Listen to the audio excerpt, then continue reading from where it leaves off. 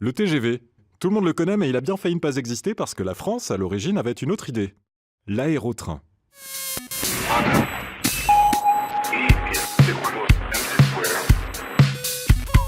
Pour aller passer le week-end sur la Canebière ou chez votre mamie, par exemple, à Orléans, vous auriez pu aussi vous envoler, à quelques centimètres du sol seulement. Petit flashback. Dans les années 50, le TGV est encore un rêve très très lointain.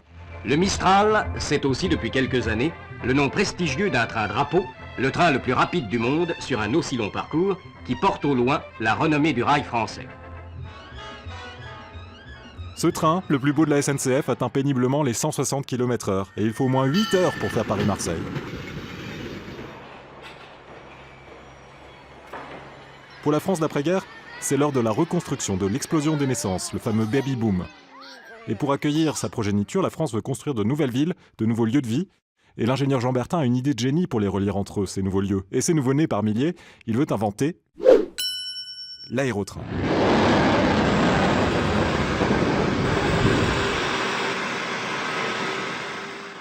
Alors l'aérotrain, c'est quoi ?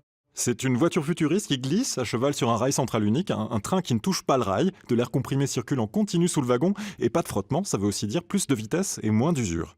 Cette aptitude à voler au-dessus du sol n'est pas son seul point commun avec l'avion, il est aussi propulsé comme un avion par un réacteur et une hélice. Mi-train, mi-avion, l'aérotrain aura donc besoin de l'autorisation de l'aviation civile pour pouvoir être testé.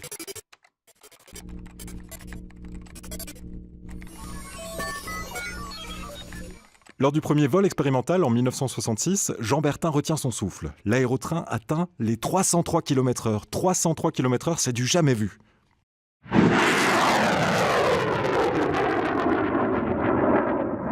Pendant ce temps-là, côté SNCF, le record est désormais détenu par le train Capitole, le Paris-Toulouse apparu entre-temps qui grimpe à 200 km/h. Et le toujours prestigieux train Mistral mise plutôt sur le confort que sur la vitesse.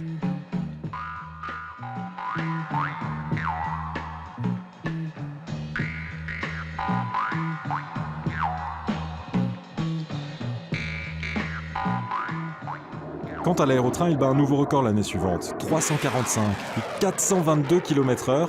À la fin des années 60, l'aérotrain est la grande fierté de la France qui sort même un timbre à son effigie. Alors c'est décidé, le train sur coussin d'air reliera Paris au nouveau quartier et sera déployé sur l'ensemble du territoire. Objectif annoncé, faire Paris-Lyon en 1h10 et Paris-Orléans 120 km en 25 minutes chrono. Waouh, on le montre au salon du Bourget. Un train au salon de l'aéronautique. On vend le brevet aux Américains. Les Allemands sont jaloux et veulent emboîter le pas. Ils créent leur Transrapide en 1969 et ils ressemblent étrangement à l'engin de Bertin, monorail, pas sur coussin d'air certes, mais sur coussin magnétique. Le ministre-président de Bavière l'a rendu célèbre plus tard, dans un discours mémorable que tous les Allemands gardent en mémoire, en vantant sa rapidité. Sie steigen in den Hauptbahnhof ein. Sie fahren mit dem Transrapid in 10 Minuten an den Flughafen Franz Josef Strauß. Au début des années 70, l'idée de l'ingénieur Bertin fait des émules et semble avoir le vent en poupe. Sauf que ce train, qui n'en est pas un, inquiète la SNCF qui ne veut pas être écartée du marché des transports en France. Elle se réveille et elle décide elle aussi de créer le train du futur, le fameux turbotrain à grande vitesse, alias le TGV. En 1974, le gouvernement a le choix, aérotrain ou TGV, et il choisit le TGV. Le TGV a remporté le duel contre l'aérotrain avec un argument massu. On connaît la technique depuis longtemps. Un train sur chemin de fer. Inutile donc de construire à grands frais un nouveau réseau comme pour l'aérotrain, le TGV peut circuler sur les rails existants. Et autre atout du TGV, il accueille plus de passagers et roule déjà électrique, alors que les prototypes de l'aérotrain brûlaient encore du carburant. Un aspect non négligeable après le choc pétrolier de 73.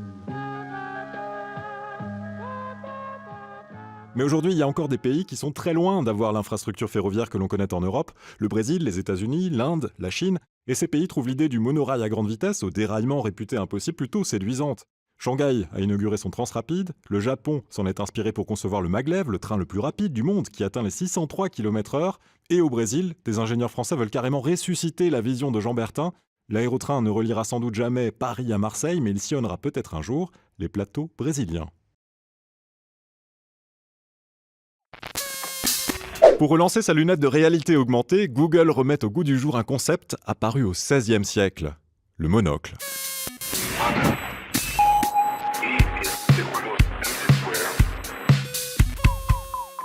De mono, un seul en grec, et oculus, l'œil en latin, le monocle ne se porte qu'à un seul œil.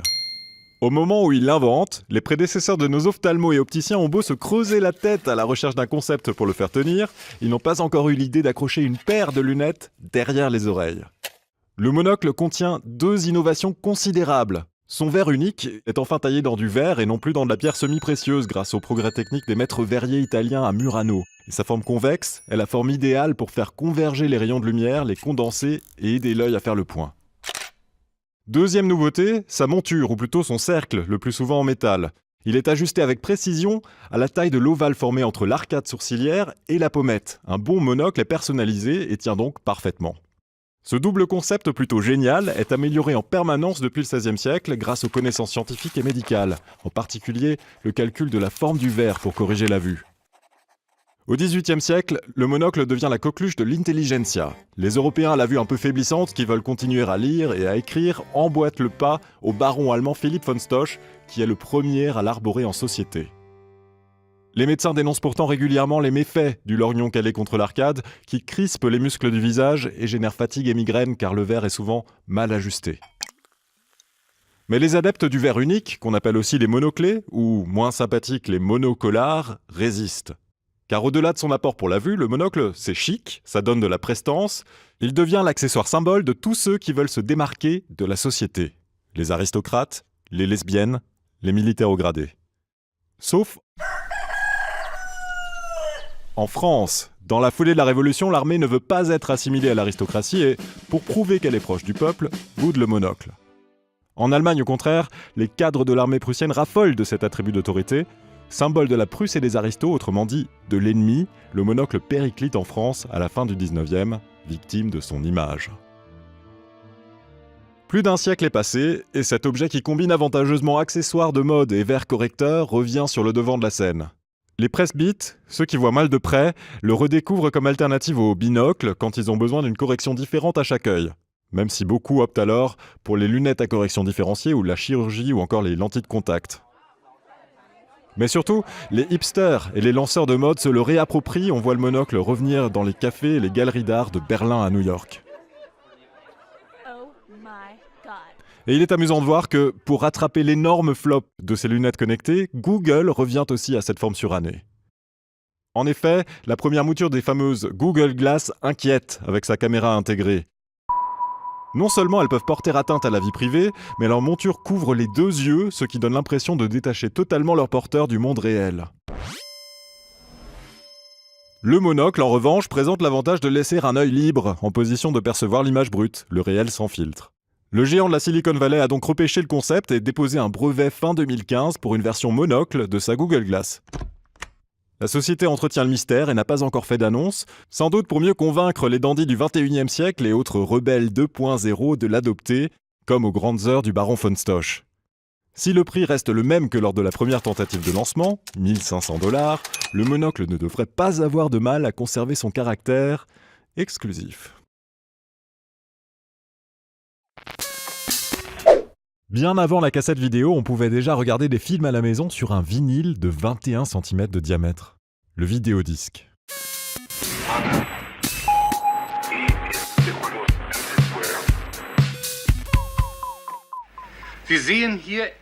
Vous voyez ici pour la toute première fois le vidéodisque. Ce nouveau disque, nous en sommes persuadés, va changer de manière décisive la façon dont nous regardons la télévision.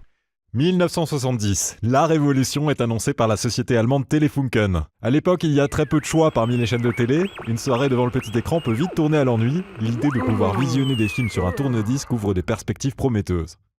Ce disque révolutionnaire, le disque électronique de télévision, ou TED, est une couche de vinyle ronde et souple dont le sillon est lu par un stylet comme un disque audio. Et comme pour la musique, l'image est codée et gravée en relief dans le sillon. En revanche, le disque ne fait pas 33 tours par minute, mais 1500.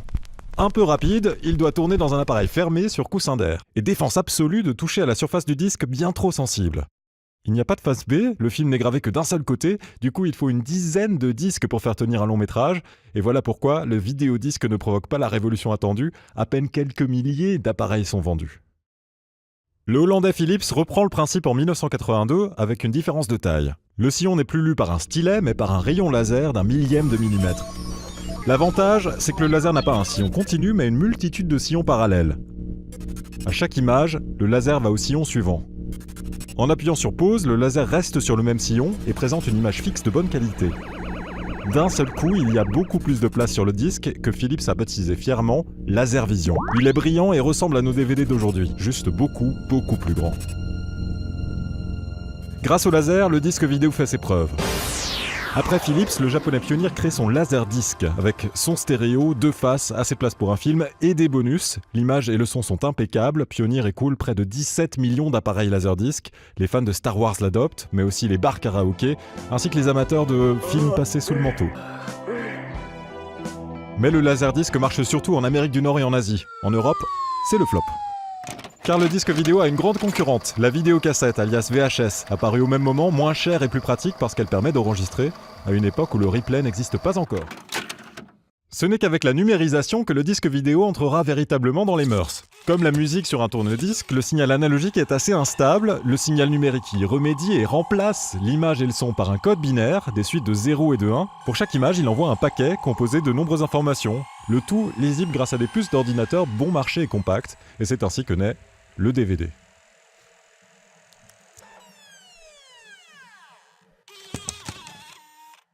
Le disque Blu-ray est le résultat d'années de recherche. Lu par un rayon laser ultra rapide, bleu, proche de l'ultraviolet, il est capable de lire encore plus de données en encore moins de temps. C'est en quelque sorte le summum du vidéodisque, il peut contenir jusqu'à 4 couches et 100 gigaoctets de données. Ironie du sort, à peine après avoir atteint la très haute définition, le vidéodisque est sérieusement menacé par un autre usage, le streaming. Les serveurs de données, le débit de connexion à Internet toujours plus rapide en font la star des soirées vidéo à la maison.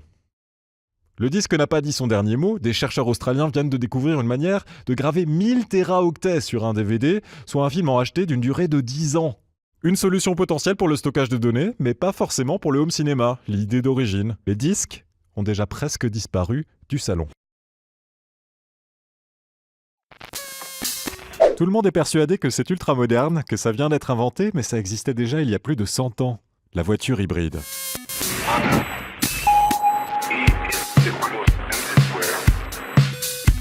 Sur le moteur à essence, il y a beaucoup à redire. Il empeste, il pollue, il fait du bruit et surtout il ne consomme qu'une toute petite partie de l'énergie fournie par l'essence, autour de 20%.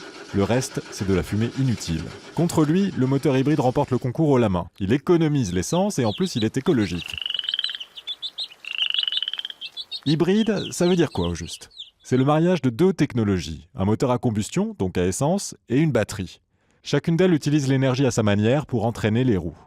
D'une part, l'essence, le moteur mélange le carburant à l'air, les comprime, les transforme en gaz et sous la pression provoquée par la combustion, actionne le piston qui fait tourner le mécanisme.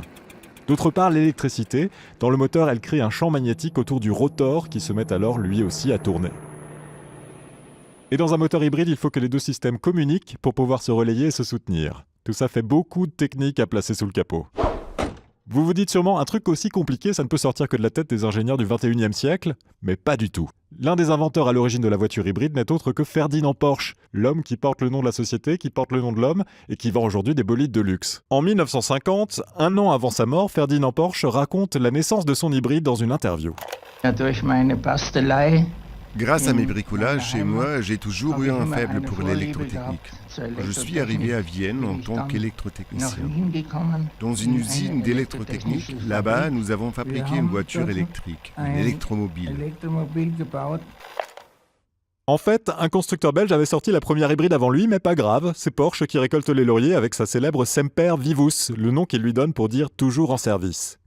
Quand le moteur à essence se noie, par exemple, l'automobile poursuit simplement sa route avec le moteur électrique. Autre avantage, à l'époque, il faut démarrer les voitures à la manivelle. Cela demande beaucoup d'efforts, et grâce à l'électricité, la voiture de Porsche dispose d'un démarreur, un starter, comme sur les voitures modernes. Comme sur des roulettes, on peut rouler plus longtemps, la batterie prend le relais de l'essence, par exemple pour grimper les routes de montagne. Résultat, en 1902, Ferdinand Porsche remporte les doigts dans le nez le rallye d'Exelberg en Autriche.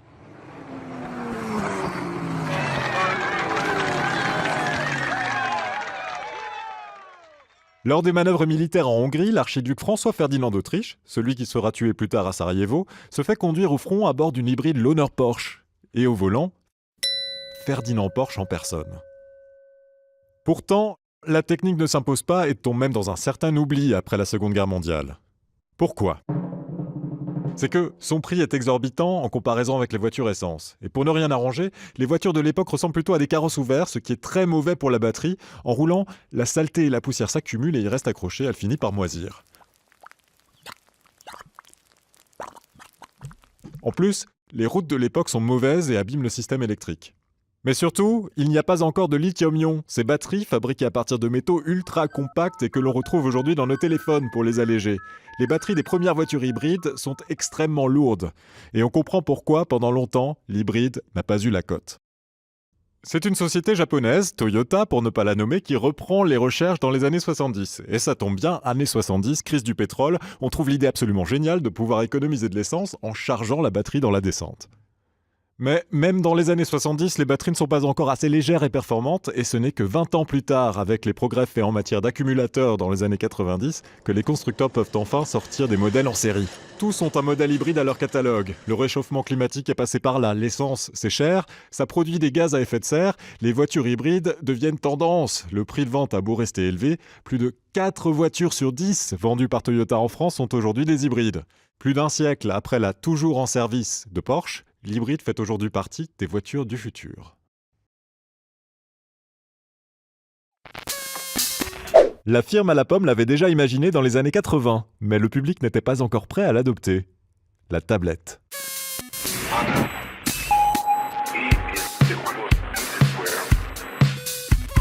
Au XXIIIe siècle, tout le monde utilisera une tablette pour communiquer et piloter son vaisseau spatial.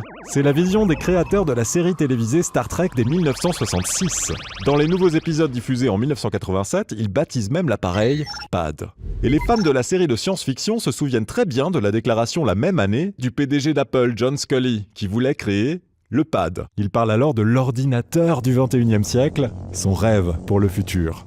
John Sculley mise sur la tablette et dédie une équipe à son développement. L'objectif, c'est non seulement de faire entrer tout un ordinateur dans un objet de la taille d'un magazine, mais aussi la communication sans fil avec les autres appareils et la reconnaissance de l'écriture manuscrite pour permettre d'écrire un texte sans clavier. Mais l'équipe de recherche rame. 3 ans et toujours rien de sorti du laboratoire. En effet, tout reste à inventer et la plus grande évolution technique ne se voit pas, elle se joue à l'intérieur. Le processeur doit prendre moins de place, consommer moins pour chauffer moins et pour assurer une autonomie acceptable, tout en allant très vite. En bref, Apple participe au développement d'un microprocesseur à jeu d'instructions réduit, c'est-à-dire qu'il n'utilise que des instructions simples, en minimisant le code. Le premier processeur dit ARM est en train de naître, celui qui équipe aujourd'hui la très grande majorité de nos smartphones et tablettes. Mais en interne, les cadres sont sceptiques, les ordinateurs Mac se vendent bien, rapportent de l'argent, tandis que la tablette ne fait qu'en coûter. Pour une équipe qui travaille dans le plus grand secret, la société leur donne 2 ans pour sortir un produit, pas plus. Et 2 ans plus tard, la tablette dénommée Newton voit le jour, référence au scientifique et à sa pomme, l'emblème de l'entreprise. Sous une pression inouïe, la firme la dévoile finalement en 1992 au Grand Salon international de l'électronique de Chicago. Heureusement pour Apple, les conférences de presse de l'époque étaient peu médiatisées, car Newton refuse de fonctionner, ses batteries sont à plat. Bizarrement, aucune archive de cette malheureuse journée ne circule. Le produit est tout de même commercialisé en 1993, un PDA, selon le terme inventé par le PDG d'Apple, Personal Digital Assistant, en français, agenda électronique. Mais sur le marché des PDA, la concurrence est rude. Casio, Tandy, Amstrad et Palm lancent des produits similaires 2 fois moins chers que la tablette d'Apple. L'équipe du Newton tente alors un PDA pour médecin, un PDA pour écolier, un bide. Les experts du marketing sont formels, la tablette ne correspond pas aux besoins des consommateurs. En 1997, Steve Jobs prend la tête d'Apple et enterre très vite le projet. C'est le même homme qui, 13 ans plus tard, présente fièrement la tablette d'Apple comme une innovation révolutionnaire dans le monde de l'informatique. L'iPad ne ressemble pourtant qu'à une très grande version de son téléphone, l'iPhone. L'iPad, qu'a-t-il de plus que le Newton ? Un écran tactile de nouvelle génération, similaire à celui des iPhones. Et Steve Jobs en profite pour lancer une pique au Newton, sur lequel il fallait encore se munir d'un stylet pour cliquer ou saisir du texte. « Dieu nous a donné 10 stylets, dit-il, n'en inventons pas un nouveau. » L'écran de la nouvelle tablette d'Apple est désormais recouvert d'une fine couche d'indium parcourue d'électricité. Et quand l'utilisateur la touche, il récupère dans le doigt l'électricité contenue par ce point. Cela crée une mini décharge imperceptible, sauf par les capteurs de l'appareil qui déterminent instantanément les coordonnées du point. C'est comme ça que fonctionne désormais la quasi-totalité de nos écrans tactiles. Fini les stylets. Et puis, les utilisateurs sont déjà familiarisés avec l'iPhone qui a préparé le terrain. L'iPad répond aussi à l'aspiration des plus âgés qui sont séduits par la simplicité de maniement. Le débit de l'Internet mobile est assez performant pour visionner un film sur sa tablette ou échanger en visiophonie. 25 ans après la tentative futuriste ratée de John Scully, la tablette d'Apple est un succès planétaire.